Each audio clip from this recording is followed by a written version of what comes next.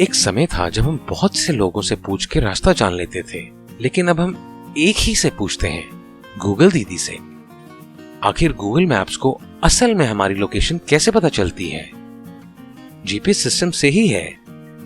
हम अभी भी अमेरिका के नैवस्टार जीपीएस सिस्टम का उपयोग करते हैं। इसके बजाय अब भारत ने स्वदेशी जीपीएस सिस्टम नाविक विकसित किया है।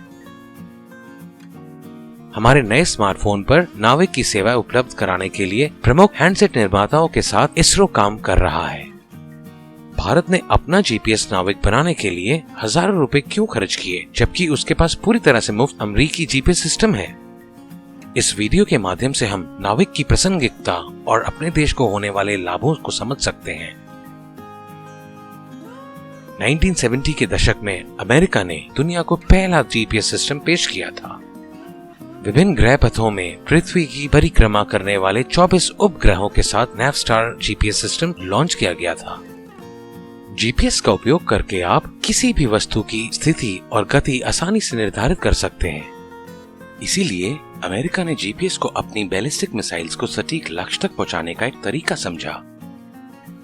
इसके अलावा जीपीएस ने अमेरिकी नौसेना के जहाजों और वायुसेना के विमानों को सटीक लक्ष्य तक पहुंचाने और दुश्मन के ठिकानों पर सटीक और समन्वित हमले करने में सक्षम बनाया। शुरुआती दिनों में सिग्नल एन्क्रिप्टेड रूप में भेजे जाते थे, क्योंकि ये सिग्नल पृथ्वी पर कहीं भी उपलब्ध हैं। इसीलिए उस समय जीपीएस सेवा केवल यूएस और मित्र देशों की सेनाओं के लिए ही उपलब्ध थी। लेकिन अमेरिकी प्रौद्योगिकी कंपनियों ने महसूस किया कि जीपीएस तकनीक के व्यवसायीकरण से भारी आर्थिक लाभ हो सकता है। फिर 1990 की दशक में बिल क्लिंटन प्रशासन ने दुनिया भर के लोगों के लिए जीपीएस सेवा शुरू की। यूएस जीपीएस नेटवर्क में 31 उपग्रह हैं जो पृथ्वी की सतह से लगभग 20,000 किलोमीटर की ऊंचाई पर परिक्रमा करते हैं। मान लीजिए कि हम वाहन से यात्रा करते समय अपने स्मार्टफोन या वाहन पर गूगल मैप के माध्यम से अपना रास्ता नेविगेट करने का प्रयास कर रहे हैं। गूगल मानचित्र पहले हमारे सटीक स्थान का पता लगाने का प्रयास करेगा। पृथ्वी की परिक्रमा करने वाले जीपीएस उपग्रह पृथ्वी को अपने सटीक स्थिति और समय भेजते रहते हैं। हमारे फोन या वाहन पर लगे जीपीएस रिसीवर इस सिग्नल से उपग्रह स्थान और समय का उपयोग करा के स्थान का निर्धारण कराना शुरू कर देगा। लेकिन सटीक स्थान निर्धारित कराने के लिए कम से कम 4 उपग्रहों की सिग्नल्स की आवश्यकता होती है। इसीलिए यूएस नैवस्टार जीपीएस नेटवर्क को पृथ्वी पर कहीं भी किसी भी समय कम से कम 4 उपग्रह रखने के लिए डिजाइन किया गया है। वर्तमान में जीपीएस सिग्नल का उपयोग दुनिया में कहीं भी किया जा सकता है, लेकिन अमेरिका किसी भी समय इन सेवाओं को रोक सकता है। कारगिल युद्ध के दौरान अमेरिका ने भारत के साथ ठीक ऐसा ही किया था।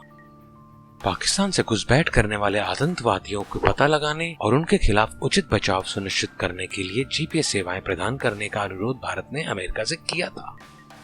हालांकि उस अनुरोध को अस्वीकार कर दिया गया था, क्योंकि उस समय अमेरिका के पाकिस्तान के साथ घनिष्ठ संबंध थे। युद्ध की सफलता के बावजूद भारत ने फैसला किया कि ऐसी स्थिति फिर कभी नहीं होगी और अपना खुद का जीपीएस नेटवर्क बनाने की योजना बनाई। पहला कदम IRNSS नामक उपग्रह नेटवर्क का निर्माण करना था। इसकी शुरुआत 2013 में पहले उपग्रह के प्रक्षेपण के साथ हुई थी। आज हमारा स्थानीय उपग्रह नेटवर्क 7 उपग्रहों के साथ काम कर रहा है। इसमें 3 भूस्थिर उपग्रह और 4 जियो सिंक्रोनाइज उपग्रह शामिल होंगे। भारत ने इस नेटवर्क सिस्टम को नाविक नाम दिया है, जिसका अर्थ है मार्गदर्शक। नाविक सिग्नल न केवल भारत में है, बल्कि सीमा से 1500 किलोमीटर तक भी उपलब्ध है। यानी संक्षेप में भारत के पड़ोसी देश नाविक की सीमा के भीतर है। नाविक के 2 मोड होते हैं। जनता के लिए उपलब्ध सामान्य मोड में सटीकता 10 मीटर तक है और सैन्य उपयोग मोड में 5 मीटर तक उपलब्ध है। नाविक की मदद से हमारे सैनिक और मिसाइल भारत के दुश्मनों के ठिकानों पर बहुत सटीक वार कर सकते हैं। नाविक मछुआरों की भी काफी मदद करेगी। इससे मछली पकड़ने वाली नौकाओं को अन्य देश के क्षेत्र में गलती से प्रवेश करने से बचने में मदद मिलेगी, क्योंकि नाविक संकेत खुले समुद्र में भी प्राप्त होगा जहां मोबाइल सिग्नल नहीं पहुंचा है। उन जगहों पे भी पहुंचना संभव होगा जो मछली से समृद्ध माने जाते हैं। वर्तमान में 7 उपग्रहों से संचालित है नाविक, जो सभी हमेशा भारतीय क्षेत्र में रहेंगे, जो इसे अमेरिकी जीपीएस की तुलना में अधिक सटीकता प्रदान करने में सक्षम है। इस तथ्य के अलावा कि अमेरिकी जीपीएस केवल एल बैंड का उपयोग करता है और नाविक एस बैंड का भी उपयोग करता है, जिससे बेहतर सटीकता प्रदान करता है। आने वाले वर्षों में इसरो ने 5 और उपग्रहों को ग्रहपथ में लॉन्च करने की योजना बना रहा है। आज भारत में लॉन्च होने वाले ज्यादातर मोबाइल पर नाविक उपलब्ध है। इतना ही नहीं, वाणिज्य वाहनों पर नाविक आधारित ट्रैकर अनिवार्य हो गया है। एक वैश्विक शक्ति के रूप में भारत को अपने दम पर आवश्यक तकनीकों को विकसित करने की आवश्यकता है। इस प्रकार भारत को तकनीकी आत्मनिर्भरता प्रदान करने के लिए इसरो सबसे आगे है। नाविक और इसरो हर भारतीय का गौरव का पात्र है। जय हिंद।